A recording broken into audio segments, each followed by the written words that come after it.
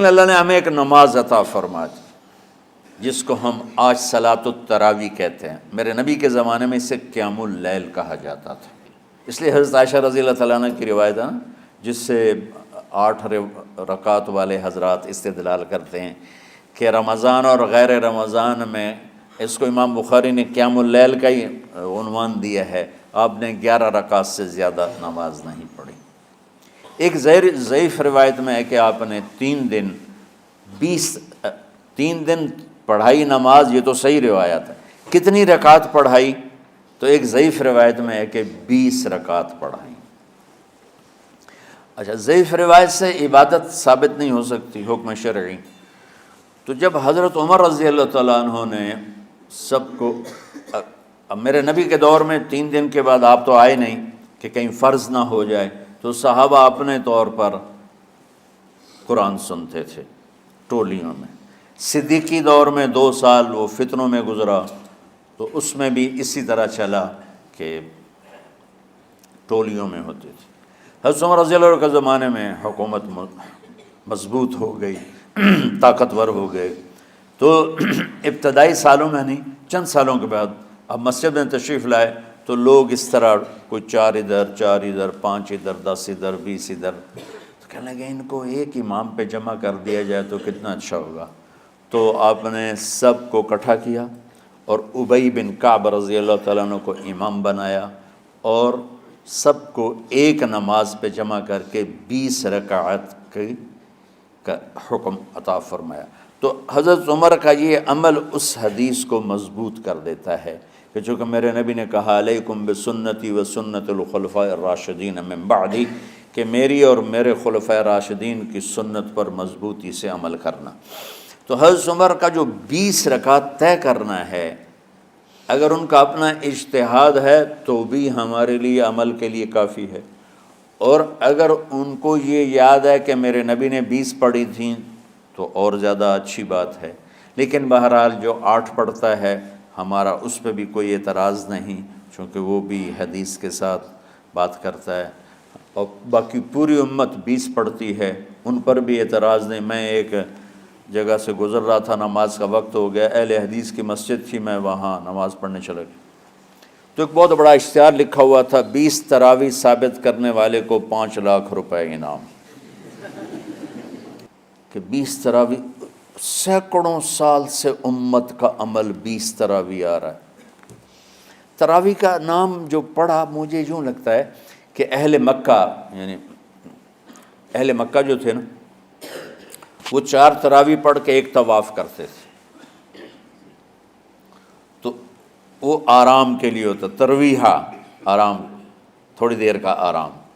تو 4 تراویح کے بعد ایک طواف کرتے تھے، وہ چھوٹا سا طواف 10 منٹ میں ختم ہو جاتا تھا، اور پھر 4 تراویح پڑھتے تھے، پھر طواف کرتے تھے، پھر 4 پڑھتے تھے، پھر طواف کرتے تھے۔ یہ صحابہ کے تھوڑے بعد کے دور کی بات۔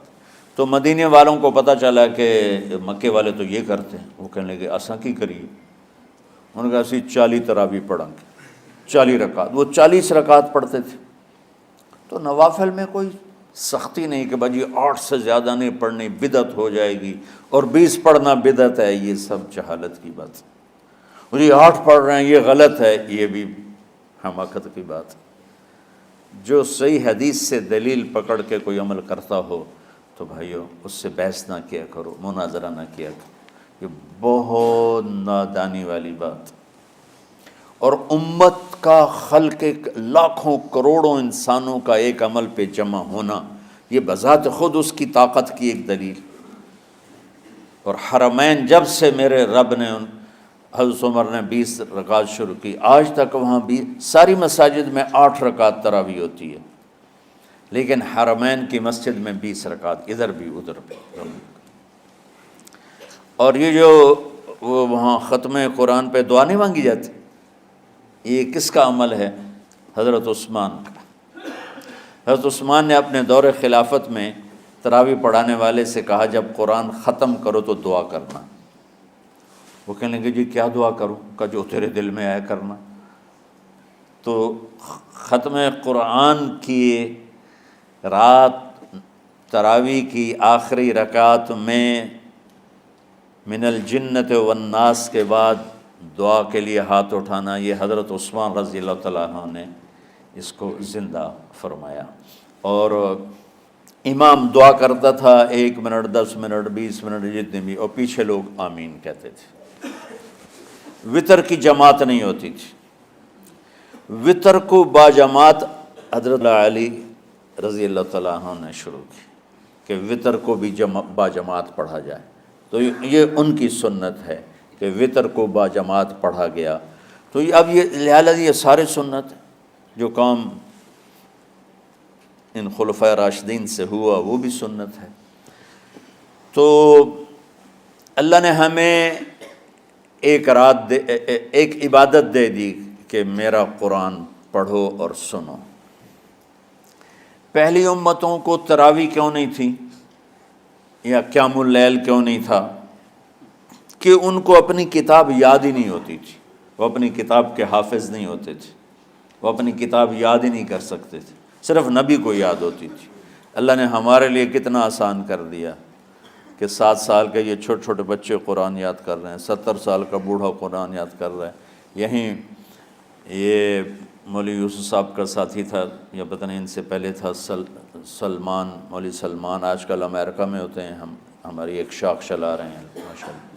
وہ شروع میں یہاں تھے، تو یہاں تراویح پڑھانے کے لیے ہمارے پاس حافظ کوئی نہیں تھا، وہ حافظ نہیں تھے، وہ صبح بیٹھ کے شام تک 1 سپارہ یاد کرتے اور رات عشاء کی نماز میں سنا دیتے۔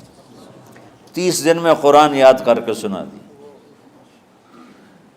مطلب یہ سنی سنائی بات نہیں، ہمارے اسی حسنین، اسی ممبر اور محراب کی بات کہ یہیں اسی مسجد میں انہوں نے صبح سے مغرب تک یاد کرتے تھے اور پھر عشاء میں کھڑے ہو کے سنا دیتے تھے۔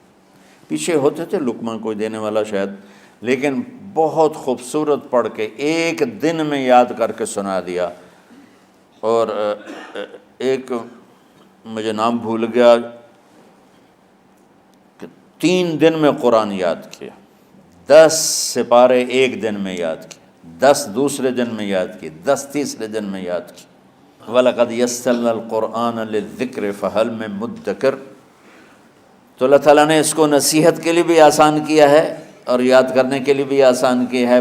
کوئی کتاب پہلے یاد نہیں ہوتی تھی کسی کو، ماشاءاللہ تم میں کتنے حفاظ بیٹھے ہیں اللہ کے فضل سے۔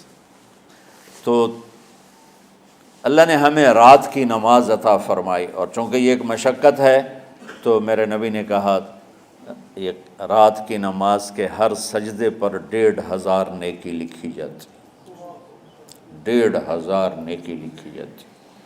اور اللہ تعالیٰ ہر سجدے پر جنت میں ایک محل بناتا ہے جس کے 60,000 سونے چاندی کے دروازے ہوتے ہیں، اور ایک درخت اس کے لیے لگاتا ہے جس کے نیچے 100 سال گھوڑا دوڑ سکتا ہے۔